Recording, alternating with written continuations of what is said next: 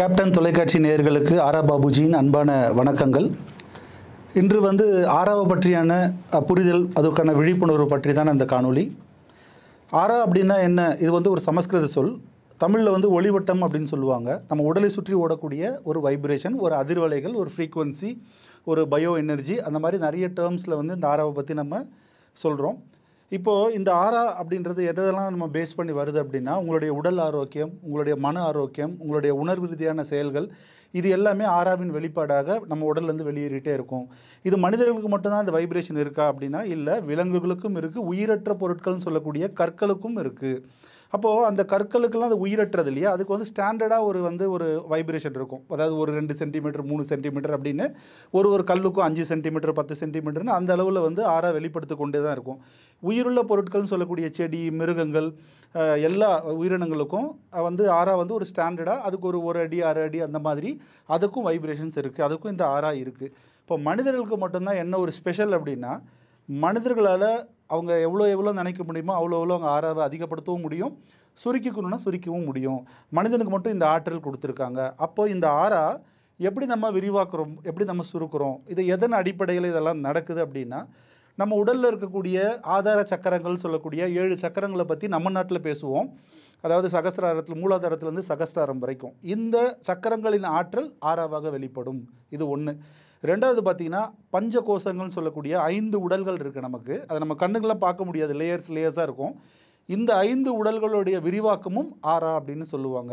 இந்த ஆராவை பற்றி, இந்த ஒளிவட்டத்தை பற்றி நம்மளுடைய சித்தர்கள், நம்மளுடைய ஔவை போன்றவர்கள், வள்ளுவர் போன்றவர்கள், இவங்கெல்லாம் நிறைய பேர் இந்த ஒளிவட்டத்தை வைத்து நிறைய குறள்கள் இருக்குது, நிறைய விஷயங்கள் அவங்க பேசியிருக்காங்க. ஸோ இந்த ஆராவை வச்சு நம்ம பல விதமான விஷயங்கள், இப்போ ஒருத்தரோட ஒருத்தர் தொடர்பு கொள்ளணும், ஒருத்தரோட ஒருத்தர் ஃப்ரீக்குவன்சி மேட்ச் ஆகுது, நம்ம சொல்லுவோம் இல்லையா, கெமிஸ்ட்ரி ஒர்க் அவுட் ஆகுது அப்படின்லாம் சொல்லுவோம் இல்லையா. இந்த கெமிஸ்ட்ரி அப்படின்ற வார்த்தைகள்லாம் நம்ம பயன்படுத்துகிறோம். இது அடிப்படை என்ன அப்படின்னா, ஒருத்தருடைய ஆராவுக்கும் இன்னொரு ஆராவுக்கும் ப்ளஸ் ஆயிடுச்சு அப்படின்னா, அது பாசிட்டிவாக இருக்குது அப்படின்னா, அவங்க நம்மளுடைய எப்போதுமே ஒரு நட்பில் இருப்பாங்க. நமக்கு அவங்க தொடர்பில் இல்லைனா கூட நம்மளோட நினைப்போ இல்லை அவங்களோட நினைப்போ நமக்கு வாழ்நாள் முழுவதும் இருந்து கொண்டே இருக்கக்கூடிய ஆராக இருந்தால் அவங்க நமக்கு ப்ளஸில் இருக்காங்கன்னு அர்த்தம். இதே நமக்கு நிறைய உதவிகள் செய்வாங்க, நிறைய பண உதவிகள் இல்லை எல்லா உதவிகளையும் செய்வாங்க. ஆனால் ஆறாம் மிஸ்மேட்ச் ஆச்சுன்னா அவங்கள பற்றியான சிந்தனை நமக்கும் வராது, நம்மளை பற்றியான சிந்தனை அவங்களுக்கும் வராது. இது மாதிரி இது நெகட்டிவ் ஆரான்னு சொல்லுவாங்க. இப்போ ஒரு மனிதனுக்கும் இன்னொரு மனிதனுக்கும் சமமான ஆரான்னு சொல்லுவாங்க, நியூட்ரல்னு சொல்லுவாங்க. இந்த 3 ஸ்டேட்டஸ் இருக்குது, பாசிட்டிவ், நெகட்டிவ், நியூட்ரல். நியூட்ரல்னால் நம்மக்கிட்ட எப்போ பர்பஸ் வேணுமோ, அவங்களுக்கு என்ன நமக்கு தேவைப்படுதோ அந்த டைமில் நம்ம கூட வருவாங்க. தேவை முடிஞ்சோடனே நம்மளை மறந்துடுவாங்க, மறுபடியும் தேவையாகும் போது நம்மக்கிட்ட வருவாங்க. இதே மாதிரி தான் நம்மளும் பண்ணுவோம். இது ஒரு மனிதனுக்கும் இன்னொரு மனிதனுக்கும் இருக்கக்கூடிய நியூட்ரல் ஆரான்னு சொல்லுவாங்க. இந்த ஆராவை பொறுத்த வரைக்கும் கணவன், மனைவி, குழந்தை, உறவுகள், நண்பர்கள், சமூகம், பொதுமக்கள், இது எதுவுமே கிடையாது. ஆறா மேட்ச் ஆச்சுன்னா அவங்க நமக்கு ப்ளஸ்ஸு. இது கணவனாக இருக்காங்க, மனைவியாக இருக்காங்க, குழந்தைகளாக இருக்காங்க, இது ஆறா நமக்கு மேட்ச் ஆகியே ஆகணும் அப்படின்ற ஒரு கோட்பாடெல்லாம் கிடையாது. ஏன்னா இந்த ஆறா என்பது முழுக்க முழுக்க பார்த்திங்கன்னா உங்களுடைய ஆன்மா சார்ந்த விஷயமாகவும் இது இருக்குது. அப்போது ஒரு கணவர் உயிர் கொடுக்குறாரு, ஒரு மனைவி உடல் கொடுக்குறாங்க. இந்த ரெண்டும் சேர்ந்து தான் ஒரு குழந்தை உருவாகுது. ஆனால் அந்த ஆன்மாவை ஒரு கணவனாலையும் கொடுக்க முடியாது, மனைவியாலும் கொடுக்க முடியாது. ஆன்மா என்பது பேரான்மாக நிர்ணயிக்கப்படக்கூடிய ஒரு விஷயம். அப்போ அந்த ஆன்மா, இது ஒவ்வொருத்தரும் தனிப்பட்ட ஆன்மா இல்லையா. அப்போது என்ன ஆகும்னா வைப்ரேஷனும் தனிப்பட்ட முறையில் தான் நமக்கு இருக்கும். இதனால் நம்ம நிறைய விஷயங்கள் நம்ம ஃபீல் பண்ணலாம். அதாவது நீங்கள் ஒரு ரொம்ப ஆழமாக ஒரு விஷயம் நினைக்கிறீங்க, ஒருத்தரை பற்றி நினைக்கிறீங்கன்னா திடீர்னு அவங்ககிட்டேருந்து ஃபோன் வரும். இப்போ தான் நினச்சேன், 100 ஆயுசு அப்படின்னு ஒரு வார்த்தையெல்லாம் நம்ம சொல்லுவோம் இல்லையா. இது எப்படி இவ்வளோ அடிக்கடி நினைக்கிறோம், ஆனால் வரலை, எப்போயாவது நினைக்கிறோம், அப்போ வருது அப்படின்னா ரொம்ப ஸ்ட்ராங்காக அந்த ஆரா அந்த இடத்துல அந்த நேரத்தில் அந்த ஆரா செயல்படும் பொழுது அது பார்த்திங்கன்னா ஒரு நொடிக்கே 2 லட்சம் கிலோமீட்டர் வரைக்கும் ட்ராவல் பண்ணக்கூடிய ஆற்றல் எலக்ட்ரோ மேக்னெட்டிக் வேவ்ஸ்ன்னு சொல்லக்கூடிய மின்காந்த அலைகளுக்கு இருக்குது. அப்படி நினைக்கும் பொழுது என்ன ஆகுனா, அவங்ககிட்ட நமக்கு ஒரு செய்தி வரும், அவங்ககிட்டேருந்து ஒரு ஃபோன் வரும். இதெல்லாம் நம்ம நடைமுறையில் நம்ம நிறைய பார்த்துட்ருக்கோம். இந்த ஆராவை வச்சு தான் ஒரு மனிதனுடைய வாழ்க்கையோட ஒரு மிகப்பெரிய தத்துவமே அடங்கியிருக்கு. அவனோட வளர்ச்சிக்கு காரணமும் அவனுடைய ஆரா தான், அவனுடைய வீழ்ச்சிக்கு காரணமும் அவனுடைய ஆரா தான். இப்போ இதை நிறைய பேர் என்ன பண்ணுவாங்கன்னா, அந்த ஆரா பற்றி பேசிகிட்டு இருக்கும்போது இதெல்லாம் கிளென்ஸ்லாம் பண்ணுறாங்களாமே, இதெல்லாம் சுத்தப்படுத்துகிறாங்களாமே, அதெல்லாம் எப்படி, அந்த மாதிரி என்ன மாதிரி முறைகள் இருக்குது அப்படின்னு கேட்பாங்க நிறைய பேர். அப்போ ஆரா கிளென்சிங் மெத்தட் தான் நம்ம முன்னோர்கள் ஏற்படுத்தின இந்த கற்பூரம் சுற்றி போடுறது, எலுமிச்சை சுற்றி போடுறது, அப்புறம் உப்பில் சுற்றி போடுறது, இல்லை உப்பு குளியல் பண்ணுறது, இல்லை சூரிய நமஸ்காரம் சொல்லக்கூடிய அந்த வெயிலில் அதிகாலையில் சூரிய நமஸ்காரம் பண்ணுறது. இந்த மெத்தடெல்லாம் எதன் அடிப்படையில் கொண்டு வந்தாங்க அப்படின்னா, நம்ம ஆராவை சுத்தம் ப்ரிவென்ட் செய்யக்கூடிய ஒரு மெத்தடை தான் கொண்டு வந்தாங்க. அதே மாதிரி மயில் தொகையால் வருடுறது, அந்த மாதிரி நம்ம இப்போ வந்து இஸ்லாமிய சமுதாய மக்கள்லாம் பார்த்திங்கன்னா மயில் தொகையில் நமக்கு வந்து ஒரு இது பண்ணுவாங்க இல்லையா? ஸோ அதெல்லாம் ஆரா கிளென்சிங் மெத்தடு. அதே மாதிரி நீரில், ஜபிக்கப்பட்ட நீரில், இல்லை வந்து அதில் வந்து பீஜங்கள் மந்திரங்கள் சொல்லப்பட்டு இழுக்கக்கூடிய தன்மை நீருக்கு இருக்குது, அந்த நீரில் வந்து தெளிப்பாங்க இல்லையா? இதுவும் வந்து ஆரா கிளென்சிங் மெத்தடு. அதே மாதிரி நீங்கள் அருவியில் குளிச்சிங்கன்னா உங்கள் ஆரா கிளென்ஸ் ஆகிடும், ஆறில் குளிச்சிங்கன்னா கிளென்ஸ் ஆகும், கடலில் குளிச்சிங்கன்னா கிளென்ஸ் ஆகும். ஸோ இதெல்லாம் கிளென்சிங் மெத்தடாக நம்ம முன்னோர்கள் நமக்கு வச்சுருக்காங்க. எல்லா உலகத்துலேயும் உலகத்தில் எல்லா நாடுகள்லேயும் இந்த ஆரா கிளென்சிங் மெத்தட் அப்படி இருக்குது.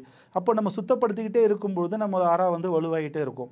இதெல்லாம் இதுக்கு அடிப்படை. இதை நம்ம மூட நம்பிக்கைன்னு நம்ம முன்னாடி பார்த்துருப்போம். ஆனால் அது மூட நம்பிக்கையே கிடையாது. இதுக்கு பின்னாடி இவ்வளோ பெரிய அறிவியல் உண்மையும் இருக்குது, இந்த ஆராவை பற்றியான விஷயங்களும் இருக்குது. ஸோ இதெல்லாம் நம்ம சரியாக பயன்படுத்தணும்.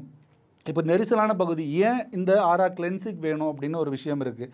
இப்போ நீங்கள் வந்து ஜனத்தொகை அதிகமாக இருக்கக்கூடிய பகுதிக்கு சென்று வரீங்க. உதாரணத்துக்கு வந்து சென்னை டி நகர் போன்ற, இல்லை பாரிஸ் போன்ற நகரங்களுக்கெல்லாம் போகிறீங்க. அந்த இடத்துக்கு போகிறீங்கன்னா கூட்டம் அதிகமாக இருக்கும். இப்போ கூட்டம் அதிகமாக இருக்குது அப்படின்னா ஆராக்கள் அதிகமாக இருக்குது. அதில் எந்த நல்ல ஆரா, எது கெட்ட ஆரா, எது டேமேஜ் ஆரான்னு நமக்கு தெரியாது. அப்போ அது உள்ள ஒரு ஜஸ்ட் ஒரு 10 நிமிஷம் நீங்கள் ட்ராவல் பண்ணி வந்தாவே உங்கள் உடல் வந்து அசதிக்கு வந்துடும். நிறைய பேர் டயர்டாகிடுவீங்க கூட்டத்துக்கு போயிட்டு வந்தீங்கன்னா. இல்லை வந்து நீங்கள் ஒரு மருத்துவமனைக்கு போகிறீங்க, அந்த மருத்துவமனையில் நோயாளிகள் இருப்பாங்க. அவங்க எல்லாமே பார்த்தீங்கன்னா ஆரா பிரேக் ஆகிருக்கும், இல்லை டேமேஜ் ஆகிருக்கும். அப்போ மருத்துவமனையில் போயிட்டு ஒரு 10-15 நிமிஷம் இருந்துட்டு வந்தீங்கன்னா உங்களோட ஒரு டயர்ட்னஸ் வந்துடும். இது ஏன் வருதுன்னா, அந்த நெகட்டிவ் ஆராஸ் உங்கள் ஆராவை டேமேஜ் பண்ணிச்சுன்னா இந்த மாதிரி வந்து உடல் ரீதியாக, மன ரீதியாக ஒரு சோர்வு ஏற்பட்டுரும். அப்படி நீங்கள் வீட்டுக்கு வரும்போது தான் இந்த உப்பு குளியல், இந்த மாதிரி சுற்றி போடுறது. இப்போ குழந்தைய கூட பிறந்த உடனே நேராக எடுத்துகிட்டு வருவாங்க, எடுத்துகிட்டு வந்து சுற்றி போட்டு தான் உள்ளே கூப்பிட்டு போவாங்க. அது ஹாஸ்பிட்டலில் ஒரு தடவை நடக்கும், வீட்லேயும் ஒரு தடவை நடக்கும். இதுவும் ஆரா கிளென்சிங் மெத்தட் தான். அப்போது நம்ம எந்த அளவுக்கு நம்மளுடைய ஆராவை சுத்தமாக வச்சுருக்கோமோ, அது இல்லாமல் எந்த அளவுக்கு நம்மளுடைய ஆராவை பெருக்கிக்கிட்டே இருக்கோமோ அந்த அளவுக்கு நம்ம இரும்பாக இருக்கக்கூடிய ஒரு மனிதன் காந்தமாக மாறிவிடுவான். இதுதான் ஆராவை பற்றியான முழு ஒரு விளக்கம். இதை வந்து நம்ம நிறைய பேருக்கு தெரியாமல் இருக்கும். ஆனால் இந்த வைப்ரேஷன் தான் நம்மளை வந்து பிரபஞ்சத்தோடு இணைக்கக்கூடிய ஒரு வைப்ரேஷன்.